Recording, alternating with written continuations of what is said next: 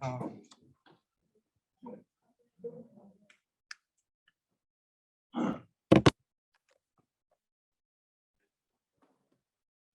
네, 저는 이제 제너레이티브 모델 2를 맡게 되었고요. 네, 발표 지금 시작하도록 하겠습니다.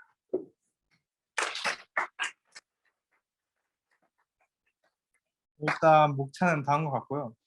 네, 좀 길어가지고 제가 그냥 이것도 좀 짧게 넣었어요. 그 다음에 이제 저희가 저번 시간 이제 걔네 대해서 배웠잖아요. 그때 그냥 걔네 아주 간단하게 말하자면 그냥 무언가를 만들어내는 그냥 모델이에요. 그래서 이제 이게 그 D와 G가 있는데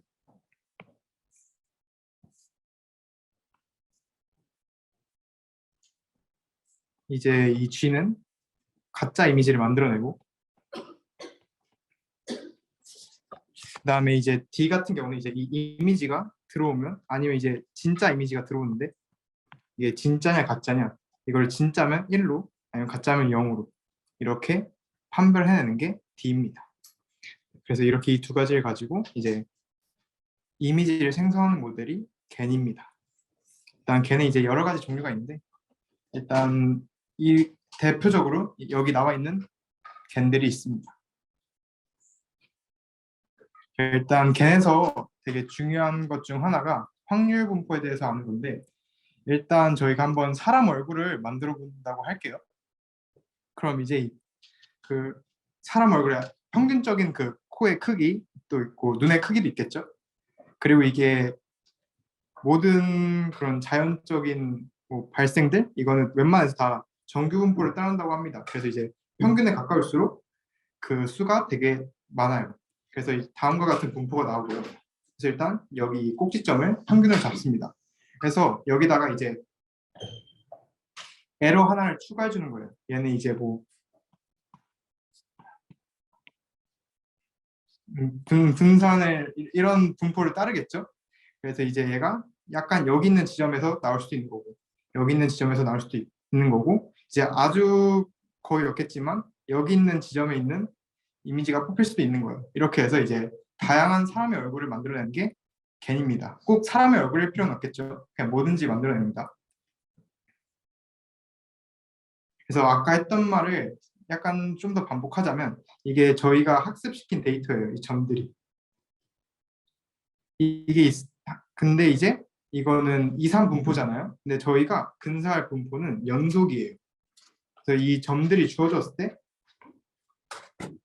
저희가 그 제네레이터가 추정을 합니다. 원래 그 실제 분포가 어떻게 생겼는지. 그래서 처음에는 이게 되게 분포가 되게 다르잖아요. 근데 이제 시간이 지날수록 그 분포가 일치합니다. 이게 바로 그 데이터가 주어졌을 때 이게 디스크리미네이터가 판별할 그 확률인데 이제 거의 똑같다면 이제 진짜인지 가짜인지 모르겠죠. 그러니까 그 확률이 2분의 1이 됩니다. 그래서 다 이렇게 직선이 되는 거예요.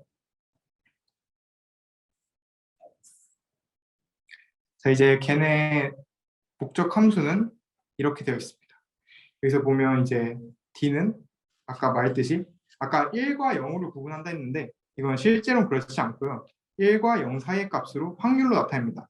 그러니까 1에 가까울수록 이게 진짜의 확률이 크다. 0에 가까울수록 이제 가짜의 확률이 크다. 이런 건데요. 일단 여기는 X잖아요. X는 데이터죠. 데이터가 이게 실제 데이터입니다. 이 Z가 무엇이냐면요. 그 레이턴트 벡터예요. 이 레이턴트 벡터에서 저희는 가짜 이미지를 뽑을 거예요. 그러니까 한마디로 얘는 가짜예요. 이제 여기 그냥 가짜가 들어가면 제대로 된 디스크리미네이터라면 최대한 0에 가깝게 뽑아야겠죠. 한마디로 D가 작아야 되니까 1-D는 커야겠죠. 그리고 여기는 이제 진짜 데이터니까 최대한 1에 가깝게 값을 뽑아내야 돼요. 그렇기 때문에 이제 또 여기 D가 커야 합니다. 결국 이거 둘 다 커야 되죠. 그래서 얘네들 크게 하는 D를 찾아야 합니다.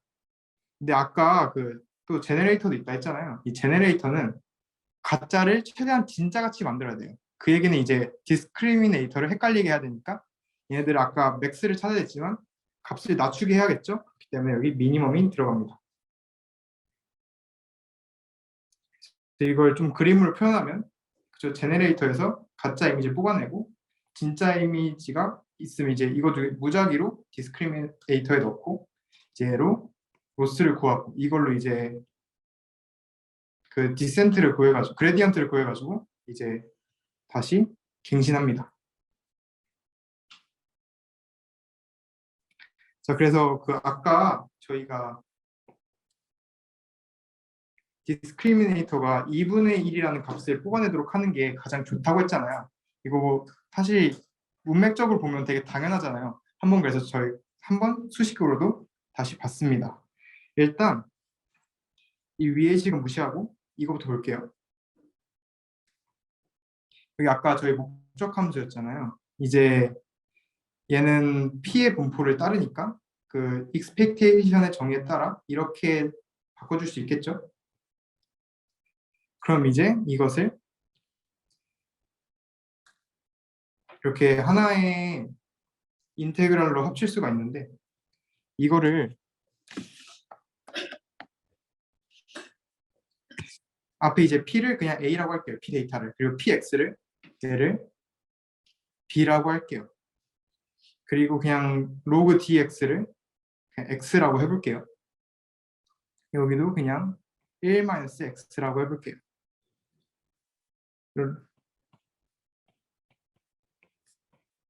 한번 얘를 X로 미분을 하면 다음과 같은 식이 나오죠.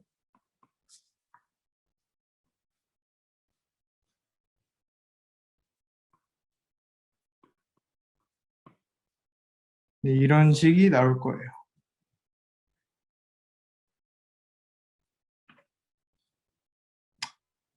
잠시만요.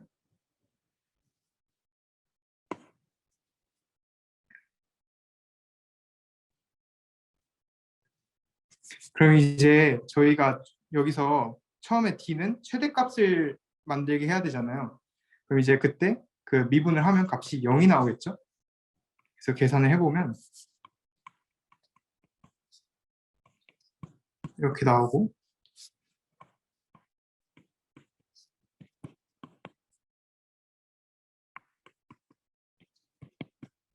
이런 값이 나오게 될 거예요. 그럼 아까 A를 P 데이터로 했죠? 여기 A가 오는 거고 A, B 이렇게 하면 저희는 최적의 D를 구할 수가 있어요. 자, 그 다음에 2분의 1이 된다는 걸 그러니까 한마디로 PG와 P 데이터가 같아야겠죠? 그래야 여기 들어갔을 때 2분의 1이 나오니까요. 이제 그거를 증명을 해야 되는데 일단 저희 D의 값은 알고 있으니까 D에다가 이제 아까 구한 값을 넣어줘요.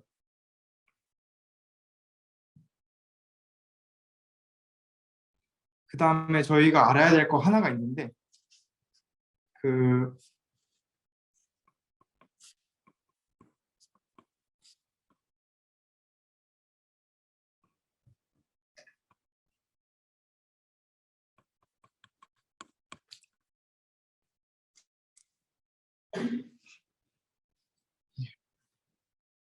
이거 아마 정보 이론을 배우신 분이면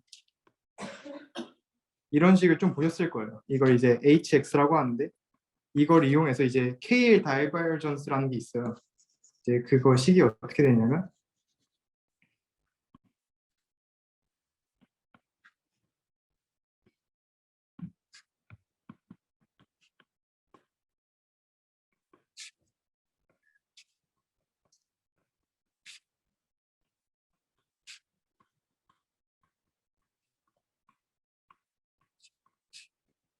이게 저번 세션에도 다뤘던 건데 그 두 P랑 Q랑 이제 확률 분포가 있을 때 이 두 개의 차이 정도를 나타내는 수식이에요.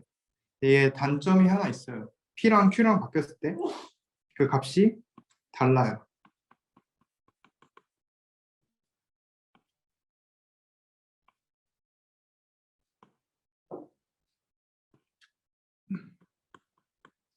이 두 개의 값이 달라요. 왜냐하면 여기 한번 실제로 넣어보면 Q가 되고 P가 되잖아요. 아예 식이 달라집니다.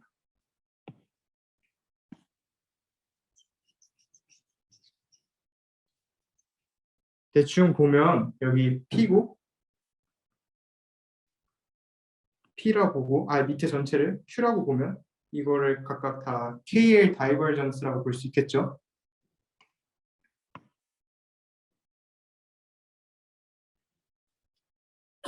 이제 여기서 아까 그 KL 다이버전스가 이제 PQ가 바뀌면 값이 달라지기 때문에 좀 안 좋다고 했잖아요. 그래서 그거를 보완한 게 그 JSD라는 게 있습니다.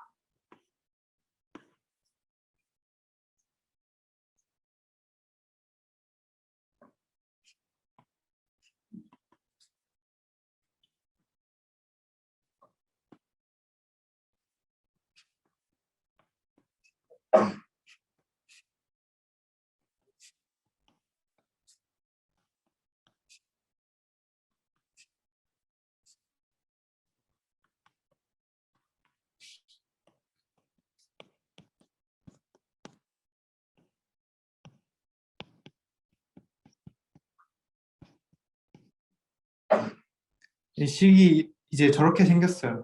근데 여기 보면 이제 P랑 Q를 바꿔도 이 식이랑 그냥 자리만 바꾼 거기 때문에 값이 같아져요. 그럼 아까 여기 과정에서 일단 이렇게 바꿀 수가 있고 여기다 2를 곱해요. 2를 곱하면 사실 밑에 2를 내리면 이 KL 이 값이랑 똑같아요. 그쵸? 그리고 2를 두 번 곱해줬으니까 로그 4를 빼줘야겠죠? 그래서 밑에 같은 식이 나오고요. 이제 이거를 이렇게 표현할 수 있으니까 그냥 또 이제 JSD랑 식이 같잖아요. 그럼 이렇게 표현할 수 있어요. JSD는 이제 디스턴스 중에 하나인데 디스턴스라는 거는 이제 두 값이 같을 때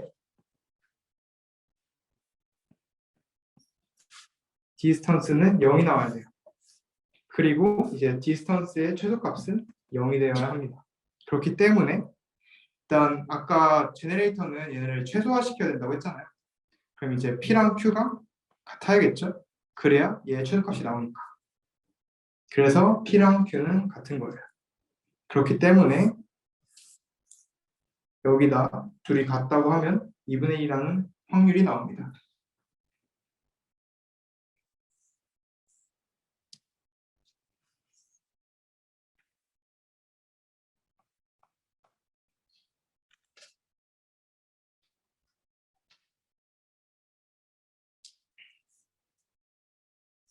괜히 이제 처음 나올 때는 그렇게 막 좋은 평가를 받았는데 좀 아쉬운 점이 많다 그런 소리를 많이 들었다고 해요. 근데 이제 그거를 좀 그런 생각을 바꿔준 겐이 있는데 그게 바로 이제 DC 겐이라고 합니다. 원래 있던 겐에다가 이제 그 컨볼루셔널 레이어를 추가해 줌으로써 이제 CNN처럼 하는 거죠. 그렇게 해서 만든 게 DC 겐인데 이게 성능이 굉장히 좋았다고 합니다. 이제 제네레이터는 작은 백에서 시작해서 점점 크기를 키워가고 디스크리미네이터는 반대로 하죠.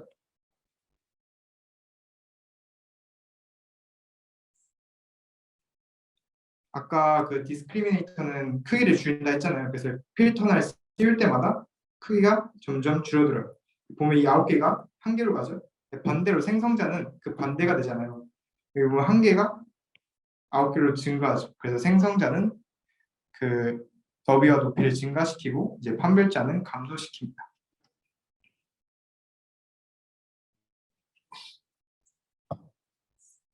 그 DC 간의 가장 큰 장점 중 하나가 이제 특징들을 벡터로 나타내서 연산이 가능해요. 원래 걔는 불가능했다고 하는데 이제 DC간이 나타남으로써 이제 그 안경 낀 남자가 있으면 안경 플러스 남자를 볼 수 있는 거고 여기에다가 그냥 남자죠. 여기도 여자를 더할 거예요. 하면 여자 플러스 안경이 나와야겠죠. 이렇게 해서 연산을 해가지고 자기가 원하는 그 이미지를 창출할 수 있게 합니다.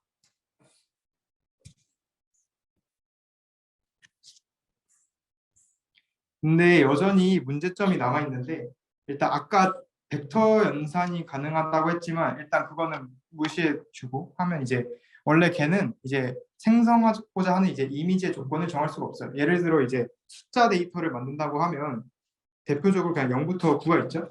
그냥 이제 걔는 무작위로 만드는 거예요. 막 나는 9를 만들고 싶어. 그래도 뭐가 나올지 모르니까 계속 시행해 봐야 되고 9 나올 때까지 기다려야 되고 이런 단점이 있어요. 또 이제 모드 콜랩스라는 게 있는데 이게 뭐냐면 예를 들어 1에 대한 분포가 있고 2에 대한 분포가 있고 이제 3에 대한 분포 이렇게 있다고 합시다. 이제 그러면 제네레이터는 이렇게 뭐 대충 비슷하게 만들어야겠죠, 분포를. 근데 어떻게 만드냐면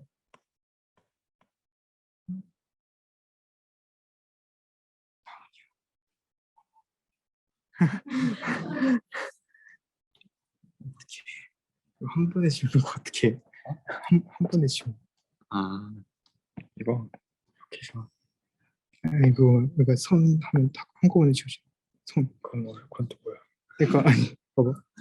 하면 손이 보이잖아. 어, 얘만 설치잖아. 그렇지. 아, 어. 그렇게 하고 싶어? 응. 알았어.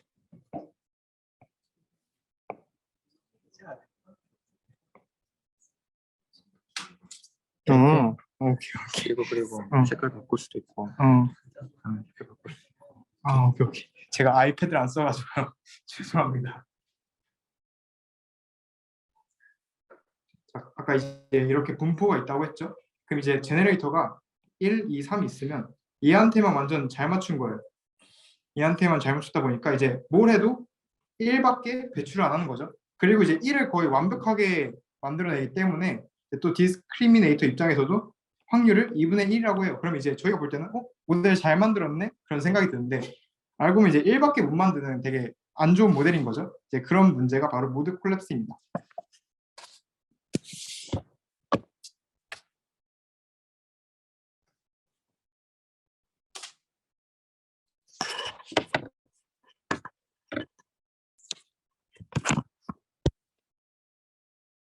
자, 그래서 그 아까 그 단점 중 하나인 이제 조건을 정할 수 없다라는 단점을 해결하기 위해 나온 게 이제 컨디셔널 겐이라고 합니다.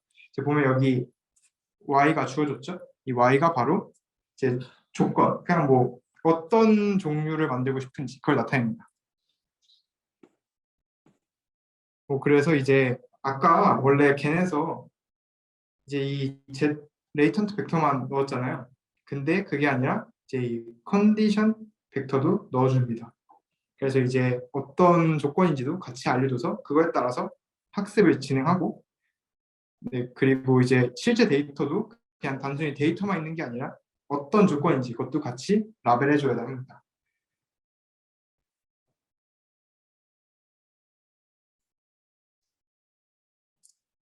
자, 그럼 이게 바로 컨디셔널 겐으로 뽑아낸 건데, 0이라는 조건을 넣어주면 이렇게 첫 번째 줄 뽑아주고, 이제 9라는 조건 넣어주면 이제 두 번째 줄 이렇게 뽑아주고, 이렇게 하는 게 컨디셔널 겐이에요.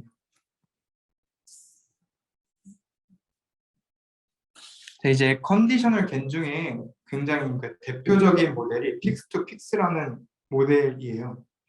이제 원래 로스가 있었잖아요. 이게 아까 봤던 이거예요. 컨디셔널 겐의 로스. 근데 여기다가 이제 에런 로스를 추가해 주는 거예요. 얘는 이제 이게 생성한 데이터고 얘는 실제 데이터죠.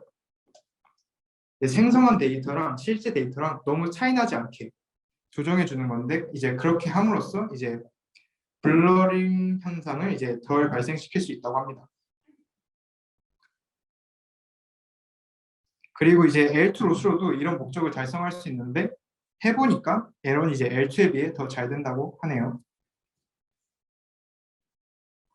하지만 이게 그 로스를 이용해서 평가한 거거든요. 컨디셔널 캔은 인풋이 이제 여기 있는 거고, 얘는 실제 정답, 이거랑 비슷하게 만들어야 돼요. 얘는 이제 에런 로스만 사용한 거, 얘는 이제 원래 있던 걔네 로스만 사용한 거, 그리고 얘는 전부 다 사용한 모델이에요. 여기 보면 이제 에런 로스를 사용했는데도 약간 아직 좀 흐리멍텅하죠. 사진 보면. 그리고 얘는 이제 문제가 없는 비주얼 아티팩트라고 이 부분 있죠. 또 여기서는 이 부분 뭐 아니면 이런 부분 되게 선명하긴 한데 뭔가 이상해요. 좀 불쾌하고 이제 그런 거를 비주얼 아티팩트라고 해요. 두 개를 섞어 보니까 그래도 막 너무 불쾌한 것도 없고 그냥 있을 법하고 막 그렇게 너무 흐리지도 않고 이렇게 잘 만든다고 합니다.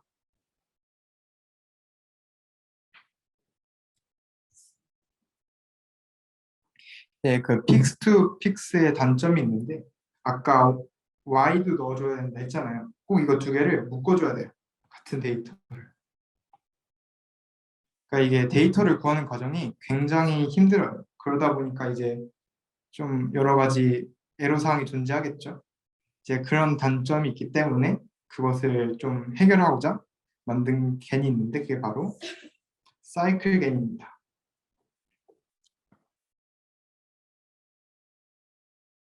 이 사이클 겐을 보면 원래 이제 제네레이터가 데이터를 하나 만들잖아요. 그거에 대응하는 F 하나를 또 만듭니다. 얘도 제네레이터예요. 어떻게 보면. 이게 왜 들어가냐 하면요. 이제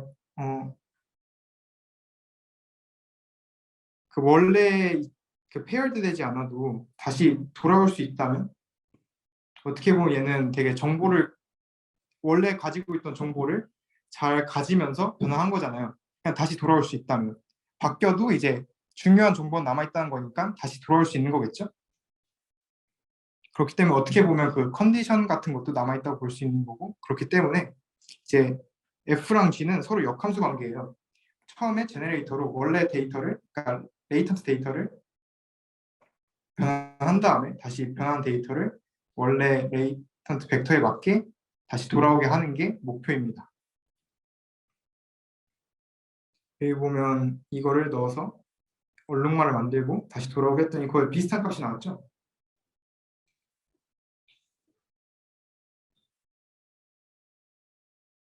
그러면 이제 제네레이터가 F랑 G 두 개라고 볼 수 있잖아요. 그렇기 때문에 이제 디스크리미네이터도 두 개입니다.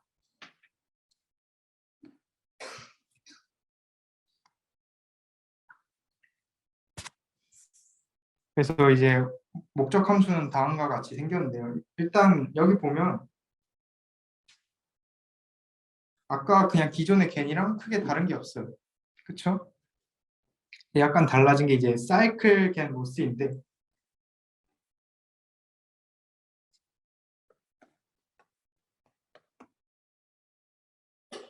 아까 F랑 G는 역함수 관계라고 했잖아요.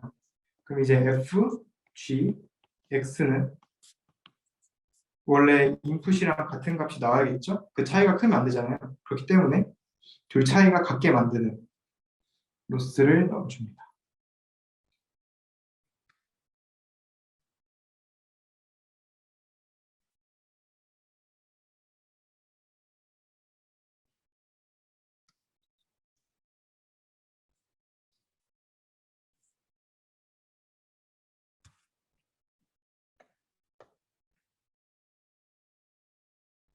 이제 그래서 구현을 어떻게 할 거냐 하면 일단 원래 보통 저희가 그동안 배운 모델을 보면 이제 배치 정교화를 사용했어요. 근데 이제 여기는 배치 정교화가 아니라 인스턴스 정교화를 사용합니다. 이제 인스턴스 정교화가 뭐냐면 그냥 거의 똑같은데 이제 얘는 배치 단위를 묶어서 평균과 분산을 구해서 잘 조정을 해주는 거잖아요. 근데 이제 인스턴스 정교화는 그냥 이미지 한 장에 대해서만 이제 평균과 분산을 구해서 정교화를 해주는 게 인스턴스 정교화입니다. 그리고 또 이제 보통 그 저희 막 세션 과제 같은 거 하다 보면 막 크로스 엔트로피 이런 게 많잖아요. 근데 이제 여기는 리스트 스퀘어 로스, 그러니까 대표적으로 MSE 이런 거를 사용합니다.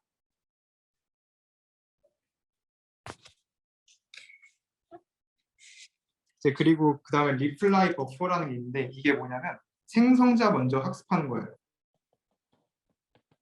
얘 근데 얘 다 학습이 끝나고 판별자를 학습하는 게 아니라 일단 먼저 50개 정도 학습을 하고 이미지에 대해서 그 다음에 얘 50개 학습하고 다시 생성자를 학습하고 그 다음 다시 판별자를 학습하고 이게 둘이 동시에 학습하지 않는 거예요. 왜냐하면 이제 둘이 동시에 학습해봤더니 되게 성능이 엄청 튄다고 해야 되나? 막 불안정하고 그런 문제가 나와서 리플라이 버퍼로 했더니 되게 안정적으로 잘 나온다고 합니다.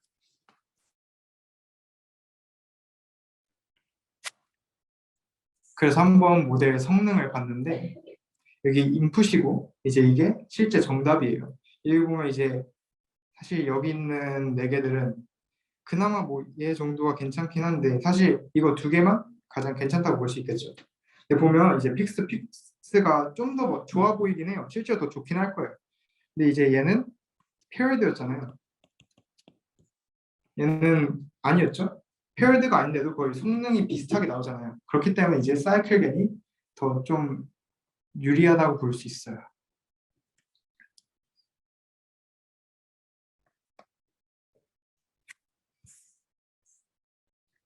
그리고 이거 만든 사람이 되게 자랑스러웠나 봐요. 이거 막 성능을 엄청나게 많이 논문에다 넣어놨더라고요. 보통 한 개만 넣었는데. 그래서 이제 또 아까 로스에 따른 성능을 볼 수 있는데, 아까 이 포워드가 뭐냐 하면 이제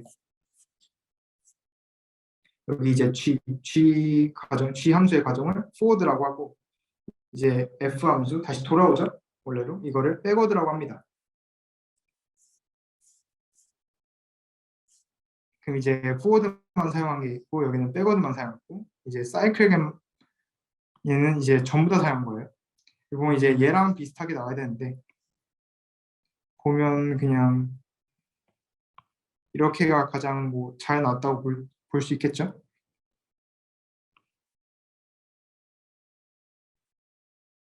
아니 여기도 이제 약간 이제 이런 부분들 보면 좀 되게 이상하게 나왔어요.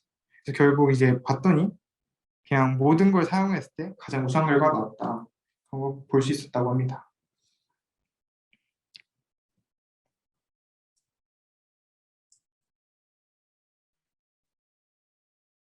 이제 다음으로 뭔가 색상을 유지하고 싶을 때, 뭔가 이미지를 바꿔도 뭔가 색감 같은 거는 그대로 유지하고 싶을 때가 있잖아요. 이제 그럴 때는 어떤 걸 사용하냐면 아이덴티티 로스를 사용한다고 합니다. 부분을 F로 바꿔주세요. 아까 G는 X를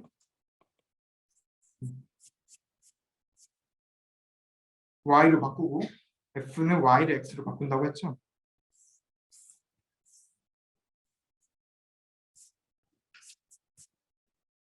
근데 보면 X가 들어가지 않고 Y가 들어갔어요.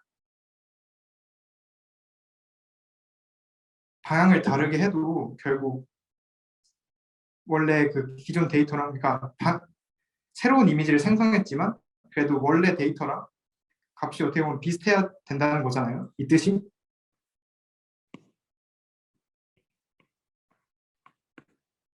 보통 이렇게 하면 이제 색깔이 되게 비슷하게 나온다고 합니다.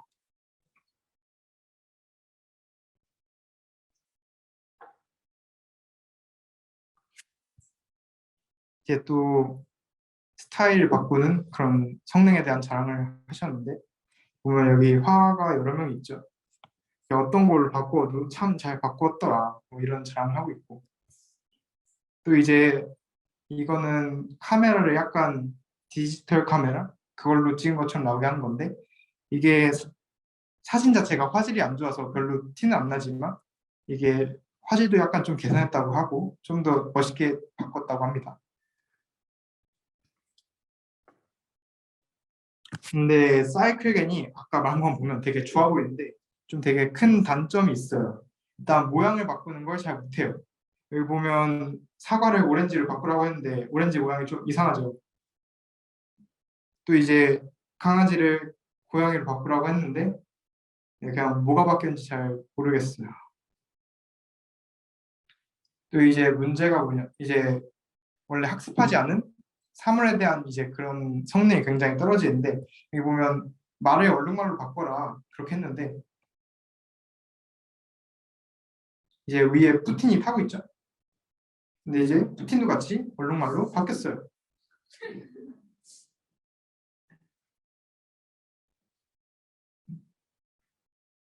또 이제 단점이 하나 더 있는데, 이게 어떤 이미지를 넣어도 이제 제네레이터가 만드는 게 다 비슷한 결과가 나오는 경우도 있다고 합니다. 만약 저희가 뭐 누구를 바꿀까요? 뭐 그래, 현동이 형이 있다고 했을 때 뭐 여자로 바꾼다고 합시다. 그랬을 때 현동이 형도 있고 성균이 형도 있죠. 저희가 한번 바꿨더니 이제 현동이 형을 바꿨더니 소은이 누나가 나왔다고 합시다.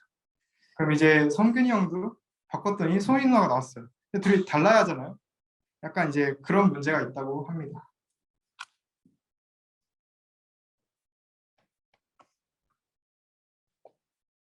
네, 일단 뭔가 시간이 지금 끊긴 좀 이르긴 한데 뒤에 게 뭔가 한꺼번에 연결해야 될 것 같은 느낌이 있어가지고 일단 57분까지 쉬었다가 다시 시작하도록 하겠습니다. 자, 그다음에 이제 겐에 있어서 시작하도록 할게요. 이제 겐에 있어서 굉장히 이제 중요한 겐 중 하나가 이제 W겐인데 이제 이게 나오고 나서부터 이제 겐의 성능이 대폭 향상됐다고 보면 됩니다. 일단 이제 W겐의 원리는 이제 대표적으로 이제 두 가지가 있는데 이제 첫 번째로는 립시츠라고 있는데요. 이제 립시츠 조건에 만족하도록 하는 거랑 이제 사실 다 같은 말이에요. 그다음에 이제 그레디언트 페널티를 주는 거 이렇게 두 가지로 성능을 크게 개선했어요. 이제 립시츠 조건이라는 게 이제 웨이트 클리핑이라고 해서 이제 그 가중치 값이 있죠? 이거의 값을 제한하는 거예요. 이제 립시츠 조건이 무엇이냐면 일단 이 함수의 변화잖아요. 그리고 이제 x 값의 차이잖아요. 이제 이 x 값의 차이가 그리고 여기에다 립시츠라는 상수를 곱해요. 이거는 아까는 원 립시츠라고 했죠. 그럼 1이 되는 거예요. 그래서 한마디로 이제 이 fx 이 함수 값의 차가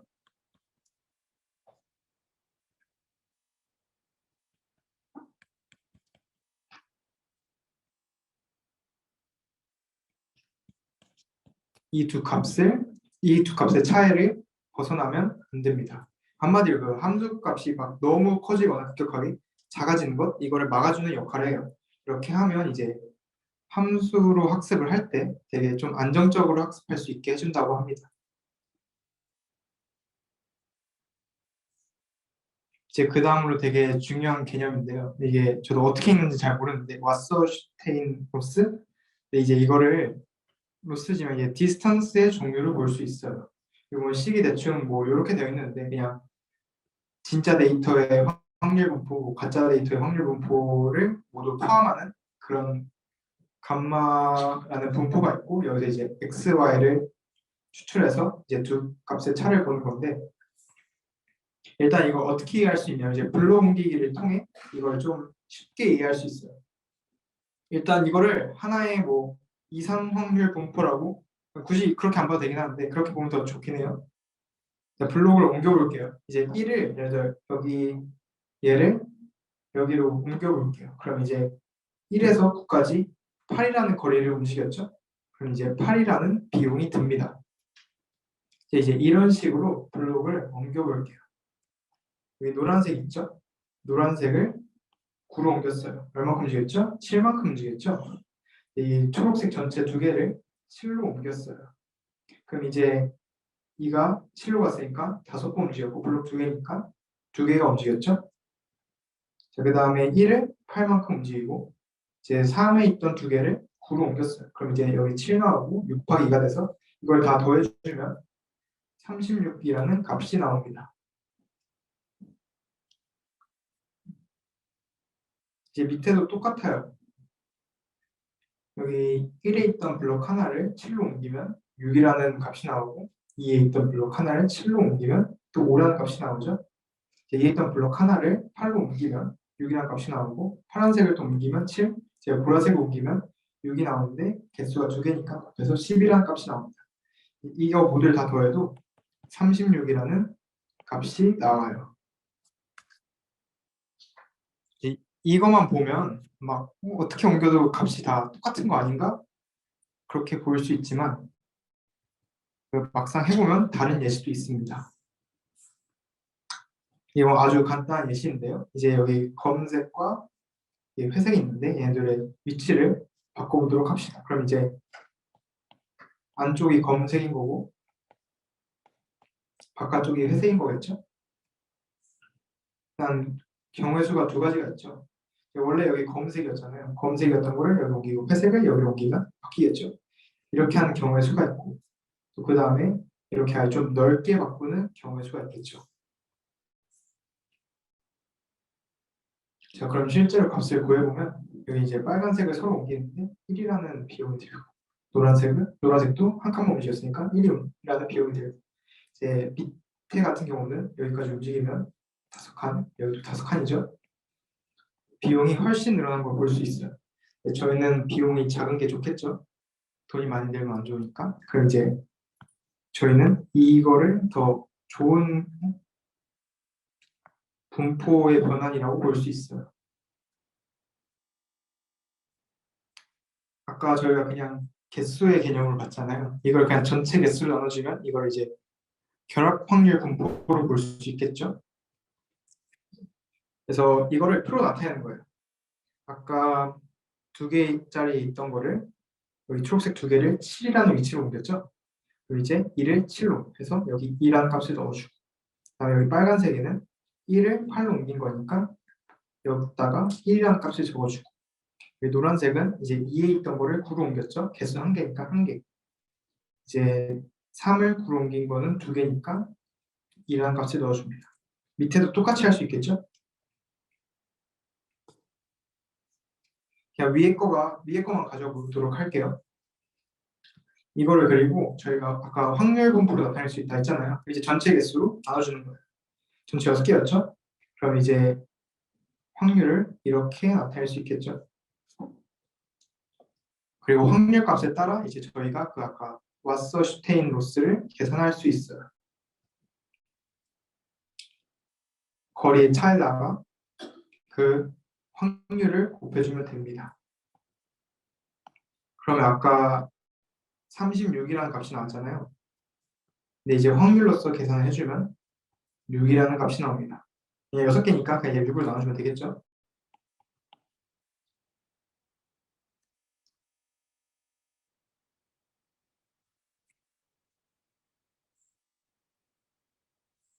얘를 아까 저희가 KL 다이버전스를 배웠잖아요. 얘도 그것과 유사한 개념이에요. 이제 근데 원래 그동안 KL 다이버전스를 좀 더 중요하게 생각했다면 이제 W 갭부터는 저희가 왓서슈테인 로스를 이용해서 이제 로스를 구하는 거예요. 그랬더니 이제 성능이 훨씬 좋아졌다고 합니다. 일단 수식은 다음과 같은데요. 이제 이거는 이제 모든 진짜 데이터와 가짜 데이터의 확률 분포예요. 저희가 모든 이제 모집단을 알 수는 없잖아요. 저희는 이제 그 학습을 할 때 학습 데이터로 이제 표본 데이터만 이용하잖아요. 그렇기 때문에 사실 얘를 계산하는 거는 불가능해요. 그렇다 보니까 이제 뭐 이 정리를 이용했더니 뭐 엄청 어려운 정리인데 이렇게 제한할 수 있다고 합니다. 이게 뭐냐면 아까 L이 있었죠? 이게 립시츠예요. 어떤 함수가 있는데 립시츠 조건이 1인 거예요. 그런 함수들의 모임이 있는 그 확률 분포에서 계산할 수 있다고 합니다. 그리고 얘를 한 번 더 수식을 바꿔줬는데 그 아까 얘는 F를 저희는 F라고 했죠. 얘는 디스크리미네이터거든요. 아까 그 걔네 이제 로스 펑션을 보면 여기 원래 D가 들어갔잖아요. 사실 디스크리미네이터랑 같은 거예요.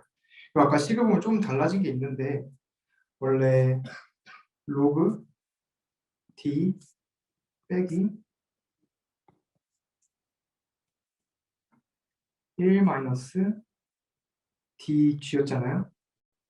그렇죠?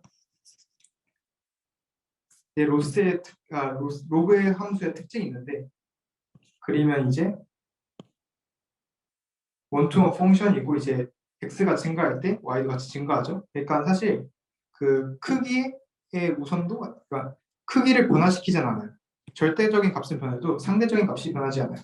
그렇기 때문에 저희는 로그를 뺄 수 있고 사실 1이라는 거는 상수기 때문에 별로 의미가 없잖아요.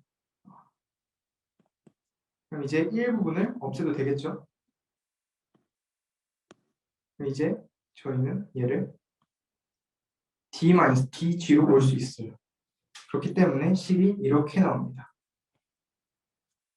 그리고 이 W가 뭐냐? 이제 가중치들의 벡터인데 이 벡터를 막 실험을 해봤대요. 여러 가지 제약을 걸었는데 그냥 이제 마이너스 0.01부터 0.01까지 사이로 제약을 걸었더니 그냥 성능이 그냥 유별나게 좋았다고 합니다.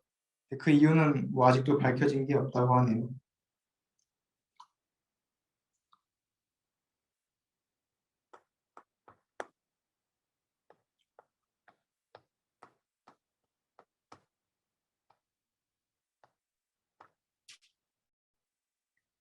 저희 이제 그러면 다시 로스를 다시 보도록 할게요. 아까 제가 말한 거에 의해서 원래 기존 겐 부분 로스에 약간 변화가 있었고 이제 이 부분이 되게 어렵게 생겼는데 이 부분이 이제 그레디언트 페널티를 준 부분이고 아까 그냥 왓서 슈타인 로스가 있었잖아요. 그냥 그거랑 같은 거라고 보시면 됩니다. 이게 그레디언트잖아요. 그레디언트가 이제 너무 커지면 이 값이 커지겠죠? 그렇기 때문에 이제 그레디언트 값에 제약을 주는 거예요.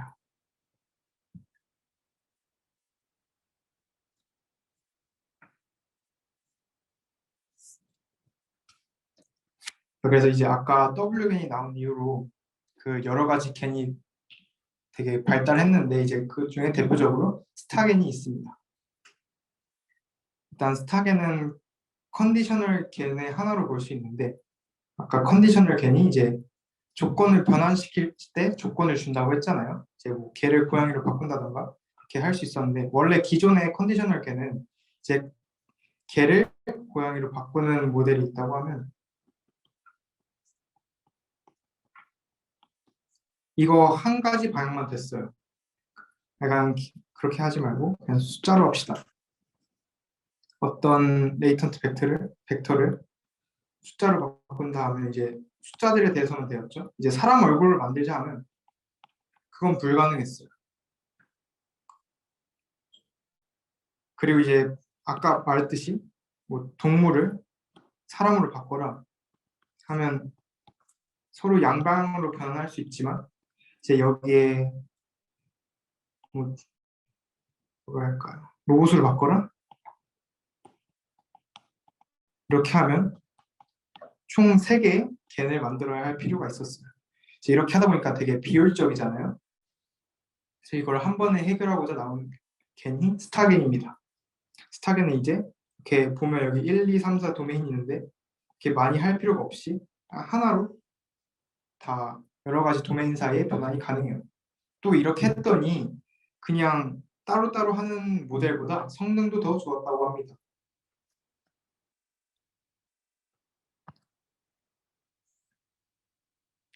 일단 개요는 그냥 기존 모델이랑 크게 다른 게 없어요. 여기 이제 이거는 사이클 겐으로 볼 수 있겠죠? 일단 그 저희가 원하고자 하는 그 바꾸고자 하는 도메인을 넣어줘요. 아까 동물을 사람을 바꾼 다음에 여기 사람을 넣고 동물을 바꿀 거잖아요. 그럼 여기 동물을 넣어주는 거예요. 그 이걸 통해서 저희가 가짜 사람 이미지를 만들 거예요. 그럼 여기 이제 사람 이미지가 들어가고 아까 원래 도메인이 뭐였죠? 동물이었죠? 그럼 이제 저희는 동물이란 원래 동물이었다는 거 알려주는 거예요. 얘를 또 이제 바꿔주는 거예요. 이제 사람을 동물로 바꿔줘야 되잖아요. 그래서 얘를 동물로 바꾸는 거죠. 이렇게 계속 반복해요. 그럼 이제 저희가 이미지 변환을 하면서 원래 도메인이 무엇이었는지도 기억을 할 수 있다 보니까 여러 가지 그 도메인 사이의 변환이 가능하게 된 거예요. 그리고 이제 이 디스크리미네이터 같은 경우는 처음에 이제 리얼 데이터를 넣었을 때는 진짠지 가짠지 이거에 대한 그 판단도 해주고 또 다른 것도 판별해야 되는데 이제 도메인이 어디서 나온 도메인이냐 그것도 같이 판별해줘야 돼요. 근데 이제 학습을 할 때는 그 진짜 데이터에 대해서만 그 도메인의 영역을 구별하고 이제 가짜 데이터를 넣었을 때는 이제 도메인이 어디에서 나온 건지 그거는 유추하지 않습니다.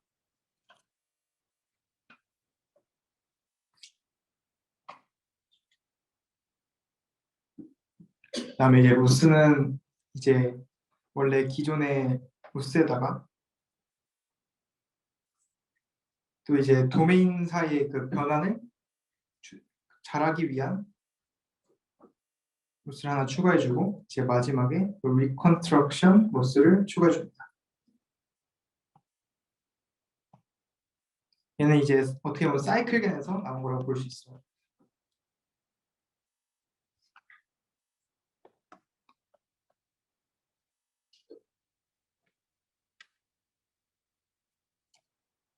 이제 얘 같은 경우는 일단 이것부터 볼게요. 아까 여기서 이것도 G고 얘도 G잖아요.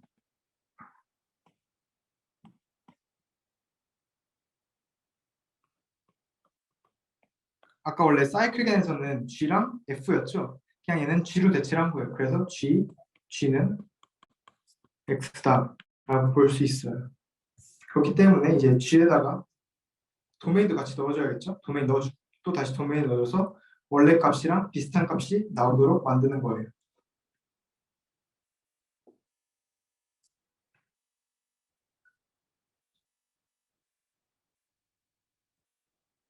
이제 그리고 첫 번째 로스는 이거 보면 원래 그냥 저희가 항상 늘 보던 걔네 로스 펑션이랑 똑같이 생겼죠.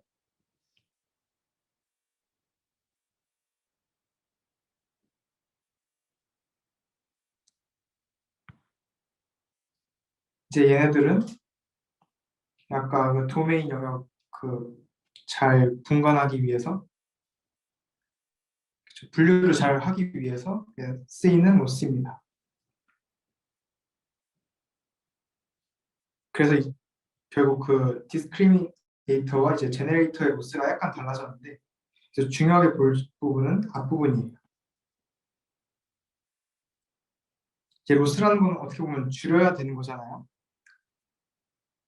근데 여기 이 부분을 보면 디스크리미네이터가 결국 판별을 잘해야 되잖아요. 여기는 1로 뽑아야 되고 여기도 0으로 뽑아야 되기 때문에 이게 최대값이 나와야 돼요. 근데 로스는 줄여야 하잖아요. 그렇기 때문에 여기 마이너스를 곱해줍니다.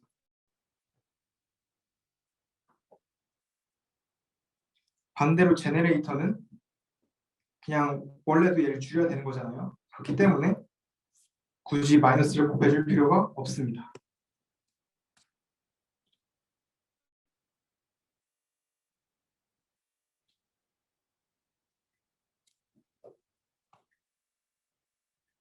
그리고 아까 여기가 이제 재구성하는 거 이제 여기서 다시 돌아온 건데 한 바퀴 도는 건데 디스크리미네이터는 그런 게 없죠.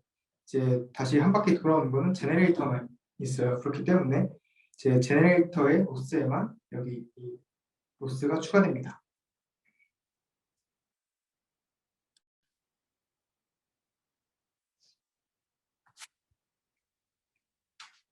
또 그 다음에 중요한 개념 중 하나가 마스크 벡터입니다. 이제 얘가 그 여러 가지 도메인 사이의 변환을 잘할 수 있게 하는데 굉장히 중요한 역할을 했어요. 이제 보면 여기 도메인이 두 개가 있죠. 셀럽 A에 대한 라벨이 있고 이제 얘는 이제 감정에 대한 라벨이에요. 도메인이 이제 감정과 사람이 있는 건데 여기 보면 이제 뭐 머리 색깔 검은지 아니면 갈색인지 또 성별이나 뭐 여러 가지 정보를 담고 있죠. 그리고 이제 또 여기는 그냥 감정에 대한 정보를 담고 있어요. 이제 마스크를 어떻게 할 거냐 하면 그 이 두 정보를 학습할 때 전부 다 사용하지 않고 이제 하나만 사용하는 거예요. 그래서 예를 들어 여기를 처음에 이것들은 이제 이 벡터들을 합친 거예요. 신 이제 m이 이제 바로 이 마스크 벡터인데 1, 0이라고 하면 이제 이 부분 있죠. 여기를 다 0 처리해 줍니다. 반대로 0, 1이 된다면 여기를 아예 값을 다 0 처리를 해줘요. 그렇게 하는 게 마스크 벡터입니다.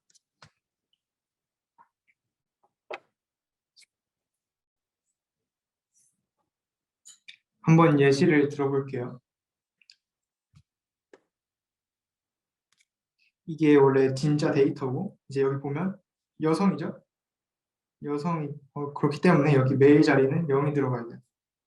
뭐 어려 보이나 봐요. 그렇기 때문에 여기는 1이 들어가고 여기 이제 갈색 머리니까 또 여기도 1이 들어가고 이제 아무래도 이제 마스크 벡터가 여기 1, 0이잖아요. 그렇기 때문에 이제 여기는 무시하는 거예요. 감정 부분은. 실제 넣을 때는 다 0 처리를 해서 넣어줍니다.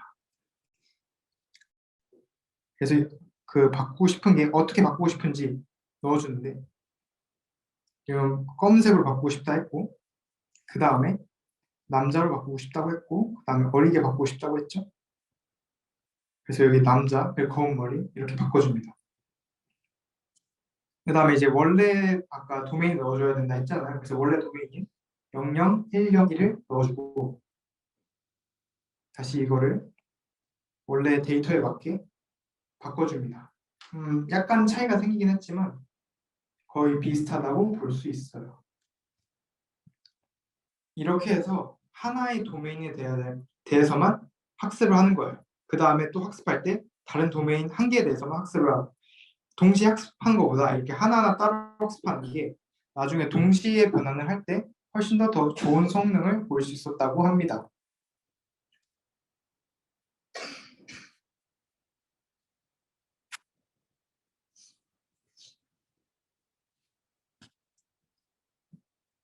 그 다음에 이제 스타일 겐이라는 게 있는데 일단 제가 소개하는 겐 중에는 가장 최근에 나온 겐이고 가장 성능도 좋다고 합니다. 여기서 중요한 게 프로겐이라고 하는 건데 이제 학습 과정에서 레이어를 추가한다 했잖아요. 이게 어떻게 하냐면 아까 DC겐 있었잖아요.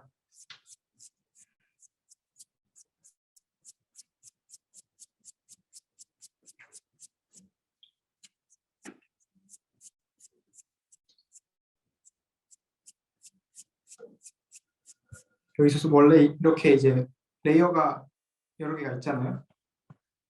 근데 처음에는 프로겐은 얘네 한 개만 남깁니다. 한 개만 남겨서 이렇게 하나만 가지고 학습을 진행하고 좀 학습을 했다 싶으면 그 다음에 하나 더 추가해서 그거에 대해서 또 학습을 하고 그 다음에 또 하나 더 추가해서 또 학습을 진행하고 이렇게 계속 추가해서 최종 이제 원래 모양만큼 추가한 다음에 또 그대로 학습을 하면 그냥 처음부터 이렇게 깊게 학습하는 것보다 훨씬 더 성능이 좋게 나왔다고 합니다. 그게 이제 프로겐의 원리예요.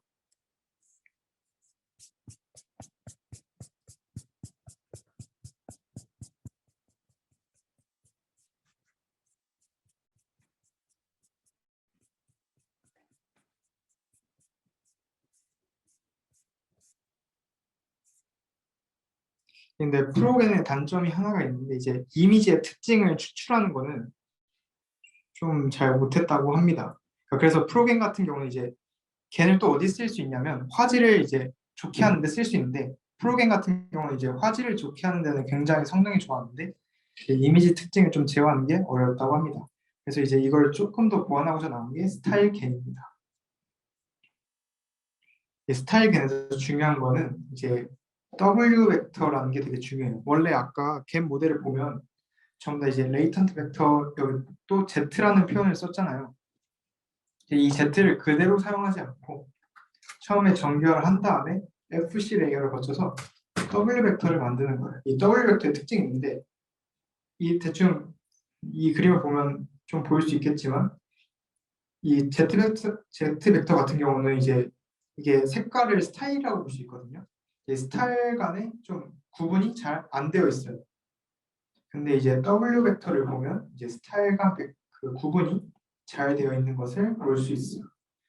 그러다 보니까 이제 스타일에 대한 정보를 추출하기 편합니다. 그 다음으로 이제 중요한 게 아다인이라는 게 중요해요. 그 저희가 배치 정교화를 배웠잖아요. 그리고 되게 성능이 좋다 그런 식으로 배웠는데 이제 이 논문에서는 이제 배치 정교화는 성능이 안 좋다 그런 이야기를 하고 이제 인스턴스 정교화가 중요하다고 해요. 아까 말했듯이 그 배치 정교화는 배치 단위로 묶어서 정교화를 하지만 인스턴스 정교화는 이렇게 하나만 이용해서 정교화를 진행해요. 근데 또 여기서 달라진 게 아다인인데 원래 그 정교화 과정을 여기 감마랑 람다? 감마죠? 감마랑 베타에 대해서 학습을 해줬어야 됐어요. 근데 이제 아다인 같은 경우는 이제 그런 거를 구할 필요가 없죠. 학습을 할 필요가 없어요. 이제 이게 어디서 나온 거냐 하면 배치 정교한 이제 배치 단위의 데이터를 넣어줘서 정교하라고. 얘는 이제 이미지 한 개만 넣어주잖아요. 얘는 이제 이미지와 여기 y가 추가되었죠. 스타일 정보를 같이 넣어줍니다. 이 예시를 보면 조금 더 이해하기 쉬운데 여기 이제 이미지를 넣고 스타일 정보를 넣어줘요. 그럼 이제 처음에 이 이미지만 가지고 정교화를 진행해요. 그리고 그걸 다시 펼쳐줘야 하는데 그걸 뭐로 펼쳐줄 거냐 하면 이제 얘의 평균과 분산으로 펼쳐줄 거예요. 그럼 이제 모양은 보존됐지만 이제 또 스타일도 원하는 스타일에 맞게 바꿀 수 있다고 합니다. 여기서 좀 혼동하기 쉬운 게 있는데, 그럼 이 y랑 분산과 평균이 이 이미지에 대한 분산과 평균이라고 볼 수 있는데, 이 이미지에서 이제 스타일 정보를 추출한 다음에 그 스타일 정보에 대한 분산과 평균입니다.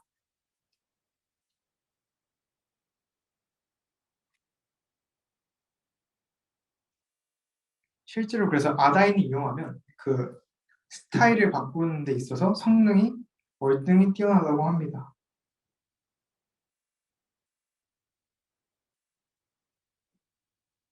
자, 아다인에 대해서 조금 더 자세히 볼 예정인데, 아까 원래 Z 벡터가 있었죠? 이제 Z 벡터가 있으면 얘를 W로 바꿔준다 했죠? 그리고 얘를 이제 W 벡터들을 이게 아파인 변환이라고 하는데, 저도 이게 정확히 뭔지 어려서 잘 모르겠는데, 그 선형 변환이 아니라 비선형 변환인데,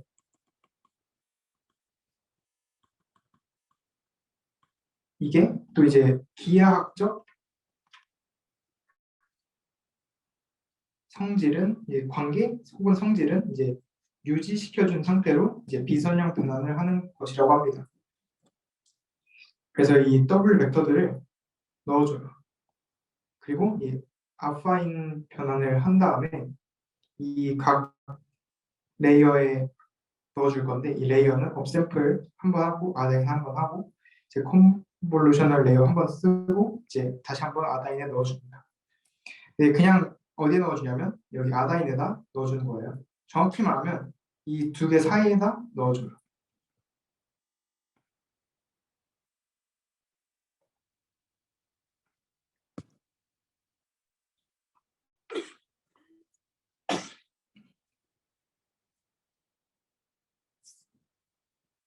그리고 여기서 초기 입력값은 그 확률 분포가 아니라 상수예요.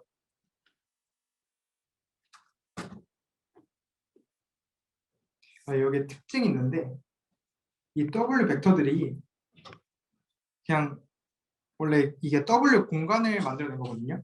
W 공간을 만들어내고 이제 이 중에서 자신이 원하는 벡터를 이렇게 넣어줄 수가 있어요. 그럼 이제 처음에 들어간 거는 여기서부터 계속 누적돼서 들어가지겠죠. 그리고 마지막에 넣은 거는 조금만 거칠 거 아니에요, 레이어를. 그러다 보니까 이제 처음에 넣은 벡터에 대해서 훨씬 더 민감하게 반응을 합니다. 그다음에 이제 다양한 이제 확률적인 측면을 제어하는 건데, 아까 W 벡터에서 스타일을 잡았잖아요. 근데 이제 약간 스타일보다 조금 더 미세한 부분, 예를 들어 뭐 피부가 좋고 안 좋고 막 여드름 아니면 뭐 흰머리 이런 되게 미세한 부분 있잖아요. 그런 거를 좀 추가해주고 싶을 때 이제 저희가 노이즈를 추가해주는 거예요. 약간의 노이즈를 이제 더블 벡터만 넣는 게 아니라 노이즈도 넣어줘서 좀 더 되게 세밀하게 이미지를 생성할 수 있어요.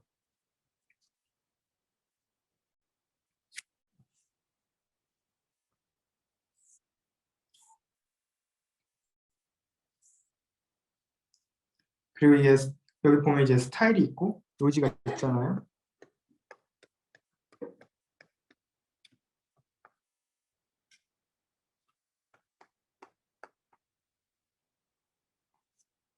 여기 A, B, C, D가 있는데, A는 이제 모든 레이어에다가 노이즈를 넣어준 거고, B는 아예 노이즈를 넣지 않은 거. 이제 C는 약간 뒷부분에 넣어준 거, D는 이제 앞부분에 넣어준 거라고 합니다. 제 앞부분이라고 하면 아까 이렇게 모델이 있었잖아요. 여기 이제 이 부분에 넣은 걸 앞부분이라고 볼 수 있고, 이제 뒤에 넣은 걸 뒷부분이라고 볼 수 있을 거예요. 아까 그 더블 벡터와 마찬가지로 이제 노이즈도 마찬가지로 처음에 넣은 노이즈가 훨씬 더 민감하게 반응해요.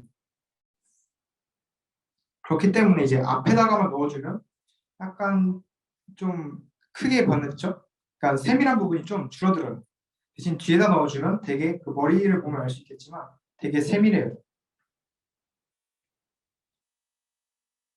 그래서 A 같은 경우는 앞뒤 모두 넣은 건데, 여기 보면 이제 약간 그 C와 D의 그 중간 값 정도로 한 머리 곱슬거림이 있는 걸 볼 수 있어요. 이제 B 같은 경우는 아예 노이즈를 안 넣어준 건데 그럼 이제 전혀 그 세밀한 구석이 없는 걸 볼 수 있습니다.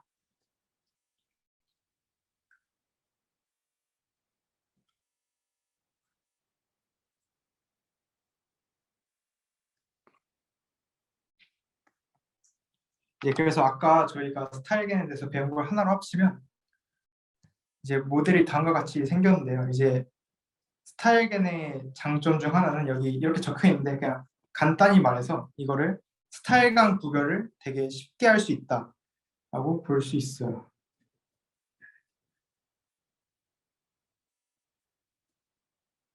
그래서 아까 저희가 스타일 뽑는 거에 대해서 다시 한번 볼 예정인데 보면 아까 그 DC겐을 보면 총 레이어가 9개가 있어요. 그래서 4개, 4개, 10개, 이게 18개잖아요. 이게 왜냐하면 각 그 레이어에 아다인이 2번 들어가죠. 그렇기 때문에 더블 벡터도 2번 들어가겠죠. 그래서 총 18개가 나옵니다.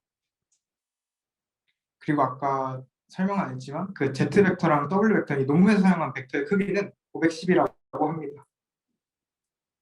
그럼 이제 이렇게 더블 벡터가 나오는데 이제 얘를 앞에 있는 보통 이제 4개, 4개, 10개로 나눠서 얘네들은 되게 좀 큼직큼직한 크기? 얘는 되게 세밀한 걸 잡는다고 합니다. 그래서 여기 보면 여기는 앞부분에 넣은 건데 이제 이게 원래 데이터고 스타일을 이렇게 바꾼다고 합시다. 그럼 이제 이 데이터 보면 되게 스타일이랑 되게 비슷하게 나왔죠. 이제 밑으로 갈수록 얘랑 얘 차이 보면 거의 달라진 게 없어요. 그렇기 때문에 이제 저희는 그 처음에 넣은 게 훨씬 더 민감하게 반응한다는 걸 알 수 있어요. 이제 그 다음에 스타일 또 변환 그 분리를 어떻게 쉽게 할 거냐 하면 아까 W 벡터를 임의로 지정할 수 있다고 했잖아요. 이제 W 벡터 2개를 준비하는 거예요. 그래서 앞에 9개는 뭐 W1을 쓴 다음에 이제 뒤에 9개는 다른 W2를 사용합니다. 이렇게 해서 그 약간 W1, W2 이렇게 섞어 쓰지 말고 아예 그냥 달라지는 지점 하나 찾아서 그 이후는 W2를 쓰고 그 이전은 W1을 쓰면 스타일 분리가 훨씬 더 잘 된다고 합니다. 일단 여기서 대충 거의 끝이 났는데 제가 그냥 PPT 안 넣은 게 있는데 시간상 그냥 그것도 한번 해보도록 할게요. 이제 그래서 이 겐을 아까 로스에 대해서 안 다뤘잖아요. 이제 스타일 겐 같은 거 로스가 있긴 한데 그래도 좀 평가를 하는데 되게 좀 여러 가지 어려움이 있다고 해서 이제 크게 2가지 방법으로 평가를 할 수 있어요. 이제 첫 번째가 이 이미지 변환이 얼마나 부드럽게 되는가.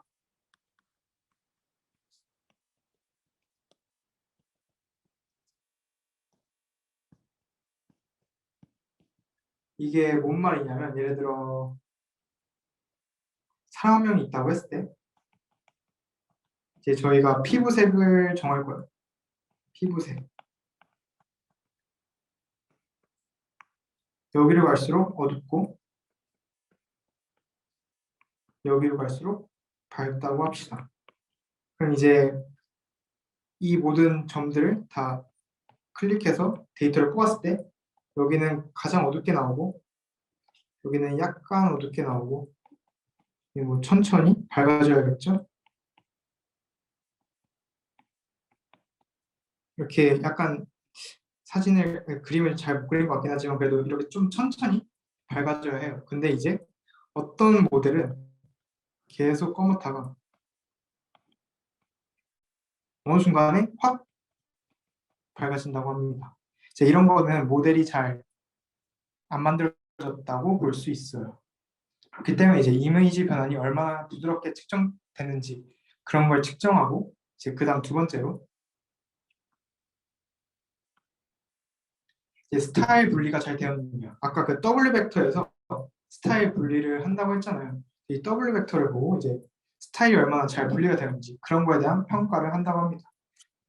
그래서 아까 스타일 개는 이렇게 총 2가지 평가 항목으로 평가를 할 수 있습니다.